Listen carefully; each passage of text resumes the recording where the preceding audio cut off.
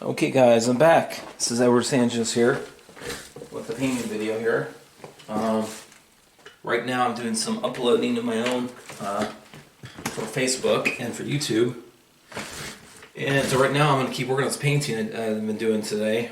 I'm really excited about it a lot, and hopefully you guys are excited about it too. So, believe it or not, I have to convert some files today, so that's what's going on in the background if you wonder what I'm looking at. So, yeah, it's amazing how they have files on your camera that aren't compatible, and you have to convert files, and just it's a mess. But I do what I have to do, so I get this thing done. So, like I said before, I want to just have a brief shout out to Elena Danya. This lady is just awesome. Her figures are amazing. Her reflections are ridiculously good. She's almost like Alyssa Monks. I know she loves Alyssa Monks, but it's pretty obvious if you look at her water droplet paintings. She's a really good painter. Love her a lot. She's really cool. So I'm gonna bring my image here, and while this thing's chugging away in the background, cool. So like I said before, I'm using GIMP, and I'm doing some back up here. Go to 100%. Okay. Okay, so I'm starting to block in these reflections here in the bottle. These reflections, basically what I did was I went into Blender. I think I told you guys this before. I went into Blender, and which is a 3D modeling package, and I made some shapes, actually some forms, more accurate way to describe it. And what I did was I lit them in Cycles, which is a very realistic rendering engine, render in Blender. Now, here's the thing about Cycles. The nice thing about Cycles is that if you guys know about anything about 3D, you'll know that Blender originally used to use the Afray, which is called basically it's like a portmanteau for yet another free ray tracer. So what it basically did was it was a very pretty cool rendering program. The problem was it was very hard to use because it had to be basically a whiz, like a 3D whiz to use it, because it used like command prompts to use it. So that was a very weird program, and I'm glad I don't have to use it anymore, because Cycles is internal render engine for it's not the internal render, but what it is, it's an internal engine that works inside Blender. It's photorealistic, so it's really good. I actually think Cycles yields pretty good results. The only problem with Cycles is that when you're rendering a photorealistic glass or something, it has what's called fireflies. Fireflies are basically artifacts that are in the program, and they make things look really weird. So for paintings, it doesn't matter, because no one's going to see the reference anyways, but the thing is, it can make the painting look kind of weird if you don't know how to copy things the right way. So that's it. That's my little thing about Blender's cycle renderer. So cool. So, okay. Alrighty. All right.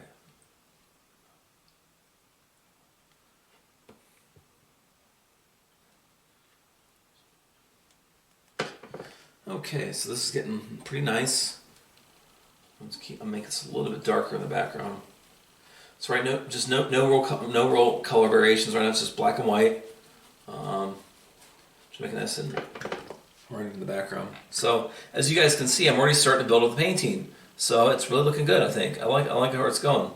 So I'm just using a small flat brush. I think it's like a number 5 or something like that. I'm not sure. I don't know the size of these brushes, believe it or not. I don't think about that. I just think about what they do on the canvas. So, okay, so I'm gonna get some more white and just paint that in. These reflections.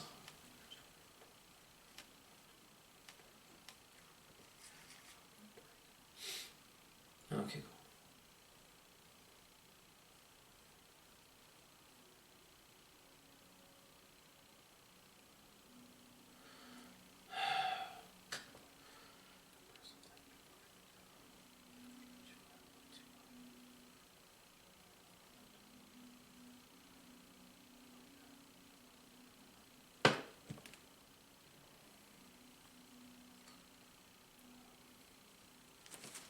Okay, so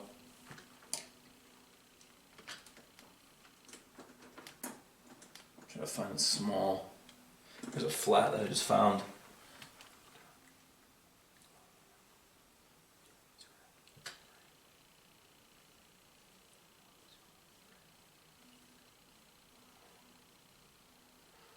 Okay, so I think what I'm gonna do is I'm gonna do a full grisaille this time because I want to do some glazing in this painting. So as you know, I'm starting to establish the lights and darks of the image.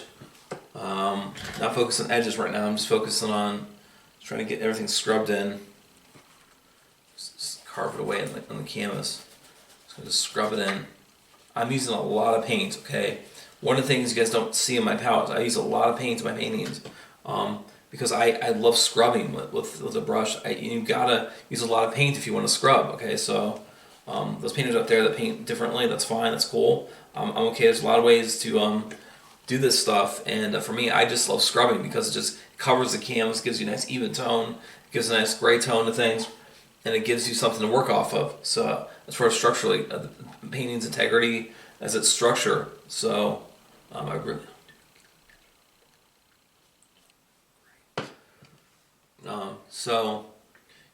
So I'm just kind of working on this grisaille right now, and I'm gonna bring this up here. There we go. That's looking pretty good. So, all right, guys. So hopefully you're enjoying this video. I'm enjoying making it, and hopefully get something out of this because I'm really I think this is going to be really good. So, okay.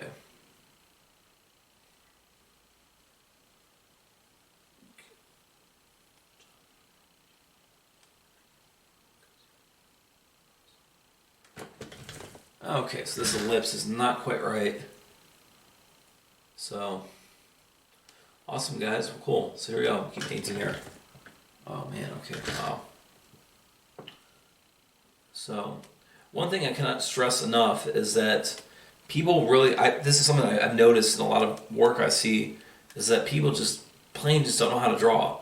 And I'm not putting anybody down per se. I'm just saying people they jump into painting too soon. I think, and then they wonder why their work suffers. I think the main problem is that people just don't. They do not have a handle on shape, value, edge, proportion, scale, all that stuff, form, texture, line, all the basic art principles. They just don't have it down yet, and they get frustrated. Like, well, you're frustrated because you don't have the basics down. When you learn the basics, then you can go into painting. So one thing I do notice is that people just they jump in too soon, and they're like, well, what's going on in painting? Give me some tips. I said, well, here are the tips you have, but the main problem is that they just don't know how to draw because they just went into painting too soon, and I hate seeing that because it's frustrating. I was frustrated too. I mean, when I was in school, I didn't really I didn't really paint the way I did now because it just didn't happen for me. So I understand where people are coming from. They're frustrated with painting. They don't know what to do. They're looking for help, and it's like the main problem I see most artists that when they come on Facebook or YouTube or whatever.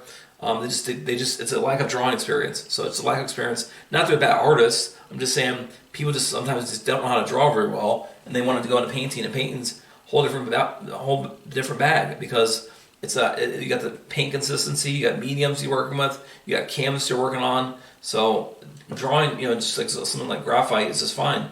That's how I got really good at drawing because I just kept. Not that I'm going to have to toot my own horn. I'm going to have to because I'm a pretty confident draftsman. Where I'm at right now, and I love it because I can do what I want now, and I can paint a lot faster instead of having to correct things all the time. But I still make corrections. I made corrections all the way through this whole drawing, painting on this canvas. So the one thing I see all the time, and I feel so bad for these people because I want to help them. I want them to realize their goals as artists. The most common element that I see, the most common rut people get into is they just don't know how to draw. And they're struggling with painting because, like I said, it's a whole different ball game than graphite or color pencil, whatever it is. Color pencil is ridiculous. I've never been serious about color pencil. When I see it done really well, I'm very impressed because you can't really erase color pencil as far as I understand. It's pretty much a permanent draw. Once on the surface is there. So I just see this over and over and over again on Facebook, on not Twitter per se, but I want to help these people, and I want them to understand that I'm in their court because I know what it's like to struggle with drawing and painting. It's just you've got to get good at drawing first. Kwang Ho has talked about this before in some of his videos. So if you want to be an artist, you got to learn how to draw, and it's true. It's so true. I want to help these people because I know what it's like to be stuck and in a rut when you're trying to paint and you're not quite good at drawing yet, and it's frustrating, and it makes you want to quit. It makes you want to just give up on it, but you don't quit. You keep going. So my biggest advice out there, people that want to be painting. I'm sorry, I can't even talk. I'm so flabbergasted, and I get so upset because I see people doing this all the time. I get so frustrated. It's like just Just sit down, take a sketch pad, and just start doing some sketches from life, from photographs, whatever you want to do. Those are probably the best ways to start off. And what I would just say is just keep at it. Don't give up. Don't give up. Don't quit. Just keep going, and just know that there are great people out there, artists out there that want to teach people how to paint and draw and how to be successful as they are. I mean, am I where I want to be in my artwork? No, I'm not even close. But I'm pretty confident, and I know how to put paint on canvas, for the most part. So I just hate seeing people struggle because they just don't know how to draw, and they're trying to mess around with paint, mediums, and surfaces, and paint on this kind of surface and that kind of surface, and it's just too much. It's like sensory overload. So I would much rather see somebody just break down and say, I'm just going to draw for like 6 months or whatever and get really good than have to be painting and having to use all those mediums and stuff that's doing acrylics. I see so many people with acrylic paintings, they don't have the skills yet because they have not honed it yet. I would say, even though this may sound kind of counterintuitive, but I'm going to say this right now, that I think people should start off with oils. Even though it seems like oils is more challenging, they're actually not. Oils are actually easier because you can blend a lot more easily with oil paints. Acrylics dry really fast, so they're very hard to use because it's very hard to shade. I'm not saying it's impossible. It's very hard to blend with acrylics because of the nature of the medium. So people say, man, my acrylic paint looks terrible. What do I do? Any suggestions? Yeah, you might want to try doing oil because oil is the properties of oil give you a better working time, and that way you don't have to try to beat the clock, so to speak, when trying to paint. So my main advice for people who want to paint in acrylics: do oil first. That would be my main. That would be my main advice. Is I would just say paint in oil first, then go to acrylic.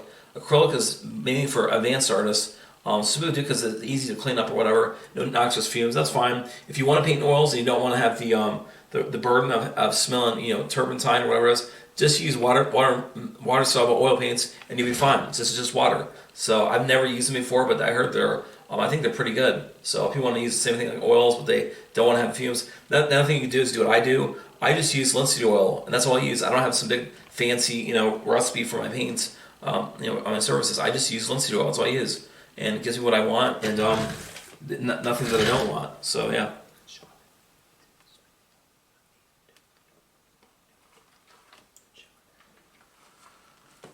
Alright, cool. So right now I'm kind of blocking everything in, and so I'm just kind of laying this stuff in and kind of carving away at the surface. So I think I got everything that I want. I'm going to do some more judgments on how everything's kind of blocked in and see all the proportions that need to be fixed or corrected. So yeah, it's looking pretty good so far. So I'm going to keep going here. And okay, there's some funky stuff going on with that plate there. So what I'm going to do is I'm going to knock the thing down a little bit, go behind this. Okay, I'm trying to work on this here. It may be too small, too high. Okay, hold on 1 second. Okay, that is pretty close to what I want.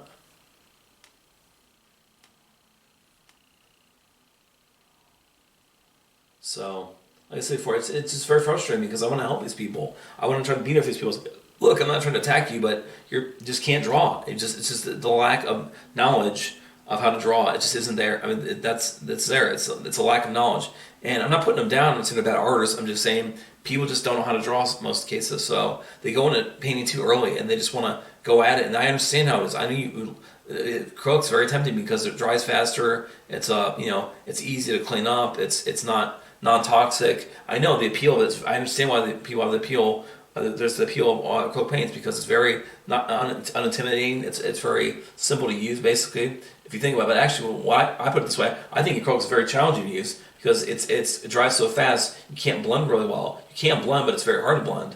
So people that want to do realism, like high key realism, I would look at an artist named Richard Estes. He did oil and acrylic paintings. He's a photorealist, so he's done it with acrylic and oils. So that's proven that you can make a photorealistic painting with acrylics. It's just very tough, So those guys knew how to draw, and they still know how to draw. Another guy does landscapes. He's like a photorealist, Rackstraw Downs. He's really good looking. He's like in his 80s, I guess. A really good artist. So I hate seeing people struggle, and I know because I've struggled too, and I know how it feels to struggle. So I'm not putting anybody down. If anything, I'm exalting them because my point is I know what it feels like to struggle drawing and painting. So when I realized in school when I was studying, I'll use that word loosely. when I was studying at the school that I went to, it was more about like installation. So I mean, I kind of had just I'm gonna say something. I mean, I'm very low key about this. I basically had to learn how to paint and draw. So so basically, what I'm trying to say is certain things you just have to kind of teach yourself sometimes. That's all it is. So anyways, so I just love the painting process, and it's just so much fun now because I can pretty much do what I want, and I still struggle a lot, but I mean I know how to lay in a painting. So right now the paint's still fresh, still wet, luckily, and all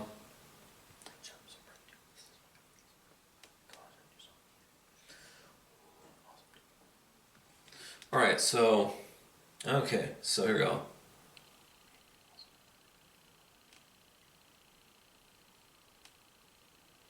Okay, so there's blocking this bottle in.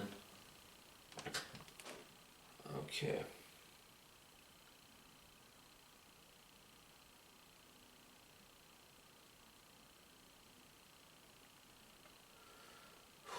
Okay. Okay, so these bottles are a little low. So I think I'm just gonna do grisaille and then do some color over work, or over color over the grisaille. So that's what I'm gonna do.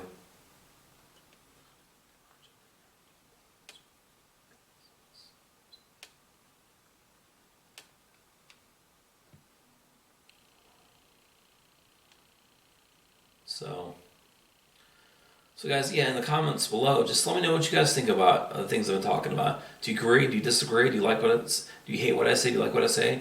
Give me some comments in the section and see what you think. If you hate my work, like it, it's fine. I take all comers because I'm right there with you guys. And I know how it feels to struggle. So hopefully you get something out of this video and it helps you out. And if it doesn't, well, I'm sorry, but hopefully it does. Help you guys out some, because I know what it's like to be beginner painter. Everyone has to start somewhere, right? So all right. So okay, I see it now. There we go. The top of the bottle was too high. See, I mean, even though I really like my painting, I still struggle shape and proportion. So no one has really the ability to just lay it in perfectly. I mean, even Sargent, I'm sure, struggled at some point. So there was actually a sketchbook drawing I saw Sargent, and he actually X'd something out. He basically took it and he just drew out the sketch. He just sketched it out and scrapped it. So even Sargent had bad drawings. Not many, but he had some. Most of Sargent's drawings are just awesome. I'm so wish I could go to see Sargent's artwork at the Boston Public Library. His murals that he did are just, I've seen them online, I've never seen them in person. They just look so awesome. It's I'd be a really good treat to go out there and see his work in person. I've seen a couple Sargent paintings in person. There's one, I see Madame X. Madame X is actually, the last time I checked, it was still in the Metropolitan Museum of Art. That painting is just awesome. It's just beautiful. I think it got varnished. I think he varnished it. I actually did a copy of that painting, which I might put out for sale at some point. It's just a copy, not a forgery, but a copy.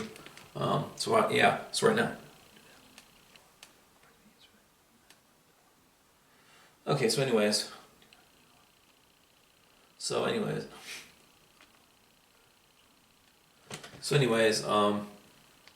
okay, so all right. Background might have been a little bit too dark, so I'm gonna lighten up just a little bit. So like I said, as I said before in the other videos, I'm just using cotton duck, nothing fancy, no linen, no Belgian linen, just a cheapy canvas I found, and it works just fine. So yeah, add the weed coat to the canvas more. I probably should have sanded it down, but I didn't do that because I just didn't really want to do that right at this point. So profile on this canvas I didn't like, so actually because it's so wide. It says it's so deep, I should say. But yeah, anyways, that's just the canvas I'm using.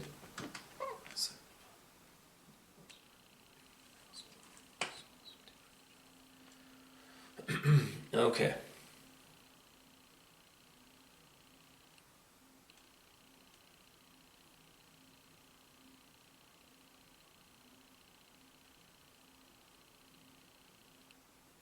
Okay. Let's see. Okay. Yeah, so just kind of glaze that in there. That glaze would just paint over that section. Okay, cool. It's starting to look pretty good, I think.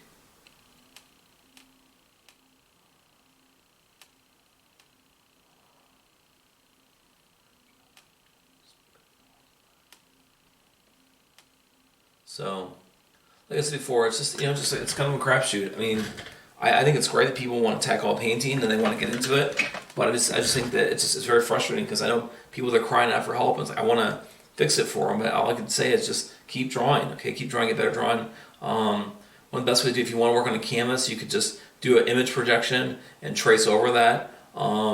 Those are didactic tools, and the purpose of didactic tools is to let you learn. So I have nothing against opaque projectors or putting something on a slide projector, whatever it is, and drawing that. That's fine. This is actually an abstract painter named that's a video artist. Matthew Ritchie, who does drawings on his computer, and he projects them on canvas. He traces around the drawing or the photograph, the projection. So that's fine. There's all kinds of great tools out there. There's optical devices out there that can help you draw. I think it's important. I think a lot of these artists that do that kind of stuff, it's not because they can't draw, it's because it saves them time. But in my opinion, actually, drawing with a projector actually doesn't save time at all. I think my opinion is that's what I'm thinking about it. I think it's easier just to freehand draw because when you set up a projection, you got to keep it in a spot, and if you move it, then the drawing gets botched because you move the drawing on the canvas. So you got to find it back and then trace over it again. So it's much easier, in my opinion, just to paint draw with a brush or charcoal or Conzi cream or whatever, and just do it that way instead of having these image projectors. Those are a lot more technically demanding because as far as like matching everything up. Let's say not the camera, but the projector device, the opaque projector gets moved or gets bumped. Then you got to set it back to where it was and try to get it because you're not going to get exactly where it was before because it's just impossible. But what I'm saying is, when you do stuff like that, you have to make sure that if it gets bumped, you take it back to where it was before. So that's my opinion on optical devices, that they're fine, but they're very hard to use because if something gets bumped, you got to make sure. One thing you can do is take a piece of a tape and do like a rectangle around the actual perimeter. You could do a perimeter tape it off with a perimeter around the open projector in case it gets moved. That way you know where it's at. So let's say it's out of the bounds of the tape, then you just move it back to where it is. So that's one way you can help yourself if you're using an opaque projector. So, anyways, okay. All right, so I think I'm just going to block this in here. Just some weird stuff going on here. So that's just my opinion on these things, and just what I'm thinking about. So if you disagree, great, that's fine. Leave me a comment section, and we'll have a little discussion and see what you guys think. Good.